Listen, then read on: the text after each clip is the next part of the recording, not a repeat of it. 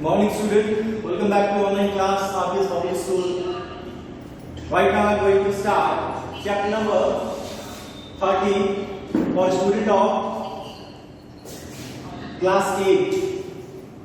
And the name of this chapter is Forms of Untouchability. I am going to start this class with the two topics. And the first topic is role of Mahatma Gandhi and next one is removal of untouchability. Now, we are going to start this chapter. Before I am going to start, first of all, I would like to say to all my students that please keep your book in front of you, because what I am going to start this chapter, it is a very important for all my student to see in book. जो सारी जो चीज़ें मैं अभी बातें करूँगा सभी topics को लेकर के इसमें बुक्स पर आधारित जो भी चीज़ें होंगी वो सभी चीज़ें होंगी, क्योंकि हम लोग पिछले कक्षा में अनटचेबिलिटी के बारे में बहुत सारी चीज़ों को बातें कर चुके हैं. We know very well that कि अनटचेबल क्या होता है, कि different kind of sections of a people who is always margin from the society, जो हमेशा सोसाइटी से अलग थलग रहे हैं और जिन्हें अलग समझा गया है. पब्लिक प्लेसेस पर, हॉस्पिटल्स हो, टेम्पल्स हो, उस जगह जाने नहीं दिया गया. तो ऐसे ऐसे लोगों को जो है वो अनटचेबल का नाम दे दिया गया. तो आज जो इस चैप्टर में हम लोग जो नेक्स्ट टॉपिक लेकर आए हैं महात्मा गांधी, वो है Many religious and the social reformer have tried to end untouchability. बहुत सारे ऐसे सोशल रिफॉर्मर्स, समाज सुधारक थे, उन्होंने अनटचेबिलिटी को ख़त्म करने का बहुत सारा जो है प्रोग्राम चलाया, मुहिम भी चलाया, क्योंकि वो लोग अच्छी तरह से जानते थे कि अगर हम लोग अनटचेबिलिटी को ख़त्म कर देते तो हमारा देश जल्दी से जल्दी आज़ाद हो जाएगा. क्योंकि कहीं ना कहीं एक आज़ादी के रास्ते में एक बहुत बड़ा बैरियर का काम कर रहा था untouchability. During the national movement Mahatma Gandhi made eradication of untouchability as one his goal. उनका जो है सबसे एकमात्र जो है उद्देश्य बन गया. And he said the ways of untouchability is spreading in Hindu society. और उन्होंने कहा कि ये अनटचेबिलिटी जो है जैसे हिंदू सोसाइटी बढ़ता जा रहा है, it is against both man and God. ये दोनों के लिए, आदमी और भगवान दोनों के लिए. And it is like a poison eating into the very vital of Hindu religion. और एक तरह से अनटचेबिलिटी नाम का एक चीज़ जो है, एक तरह से एक शब्द जो है वह एक पॉइजन की तरह है जो लोगों के दिल में चुभता है. आज भी अगर ऐसी चीज़ें अगर होती हैं तो लोगों को बहुत ज़्यादा तकलीफ होता है कि हमें अनटचेबल कहा जाता है. सरकार ने भी इन सभी लोगों को आरक्षण दिया है. आरक्षण इसलिए दिया गया है क्योंकि वो लोग शुरू से शोषित हैं और सरकार की नज़रों में भी शोषित वर्ग ही हैं, इसलिए उनको आरक्षण दिया गया है. और आरक्षण एक अच्छी एक पहल है सरकार की इन लोगों के उत्थान के लिए, क्योंकि जैसे जैसे धीरे धीरे करके इनका पतन होता चला गया, एक यही एक ऐसे स्टेप्स है जिनको ले करके, जिनको उठा करके समाज के काबिल जो है बनाया जा सकता है. अगर एक अच्छी समाज की हम परिकल्पना करते हैं तो हमें एक अच्छे लोकतंत्र की भी परिकल्पना करनी होगी. और एक अच्छा समाज और एक अच्छा लोकतंत्र तभी बनेगा जब सिटीजन्स के बीच में हेल्दी कंपटीशन होगा, सभी को बराबरी का हक दिया जाएगा.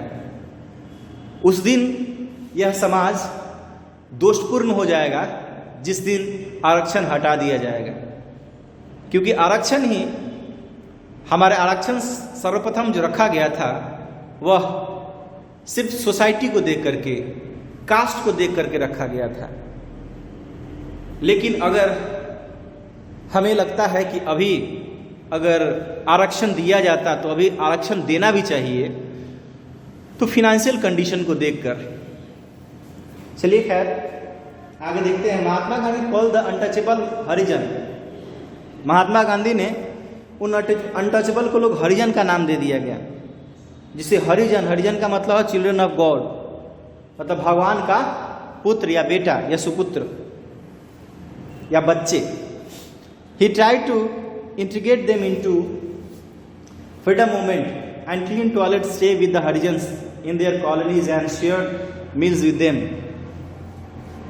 वो छुआछूत वाले लोगों के साथ हमेशा बैठा करते थे और टॉयलेट्स वगैरह भी कभी साफ़ सफाई किया करते थे। बहुत सारे उनके ऐसे प्रोग्राम चलते थे और उनके साथ खाना भी खाया करते थे। Our removal of untouchability, the right to equality as guaranteed by the Constitution of Indian, assured that no citizen shall be discriminated against on the ground of caste.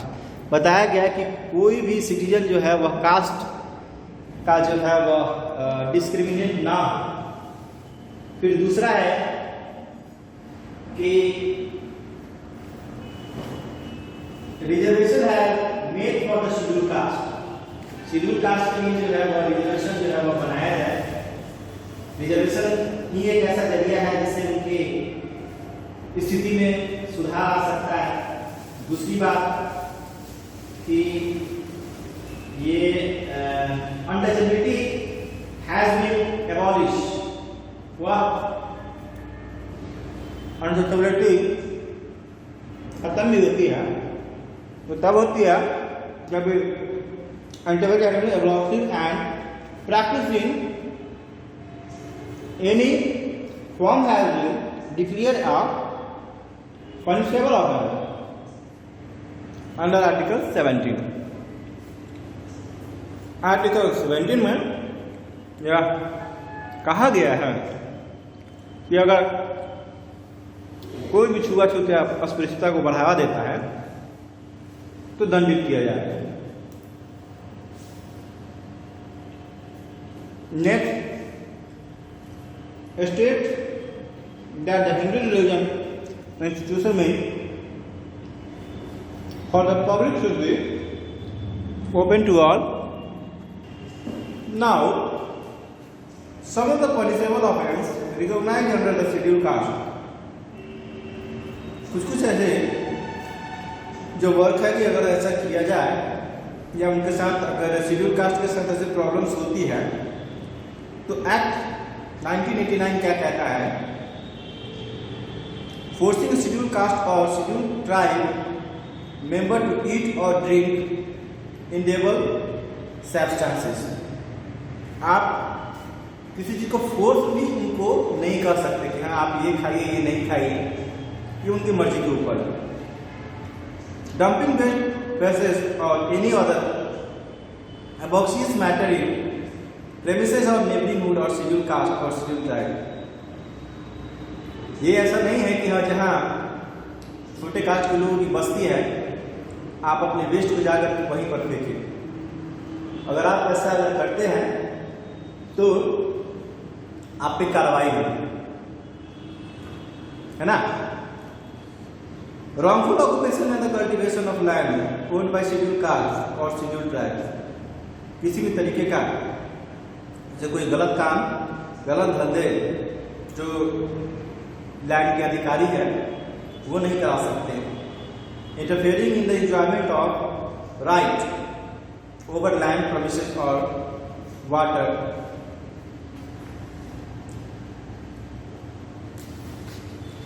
Of schedule caste and schedule tribe. Schedule caste होता है चाहे schedule tribes होता, अगर कोई किसी भी तरीके की अगर उनके साथ प्रॉब्लम्स होती है तो वो इंटरफेयर कर सकते हैं, अपने राइट्स को के लिए आवाज़ उठा सकते हैं। क्योंकि ये एक्ट नंबर जो कि 1989 में आया था जो कि प्रिवेंशन ऑफ एट्रोसिटी इनकी यानी कि कह सकते हैं